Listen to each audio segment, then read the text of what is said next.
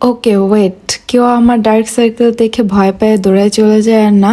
Hello everyone, আসসালামু আলাইকুম। কেমন আছেন সবাই? আশা করব সবাই অনেক অনেক ভালো আছেন। নতুন আর একটি মিনি ব্লগ নিয়ে চলে আসলাম। আজকের ব্লগের এই রেডি হয়ে আজকে একটু সুপার শপে যাব। আমরা মেয়েরা তো সুপার শপে যাই, আর একটু নিচে যাই, একটু তো সাজুগুজু মাস্ট।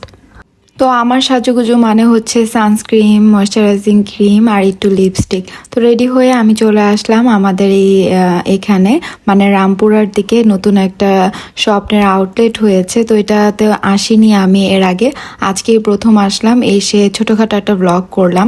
আচ্ছা যাই হোক, মেইন কথায় আসি। স্বপ্নটা হচ্ছে খুবই বড় ছিল, দোতলা পর্যন্ত ছিল, বাট কষ্টের কথা হচ্ছে ভিডিও করতে দেয় না। ভাই রে ভাই, কেন ভিডিও করতে দেয় না?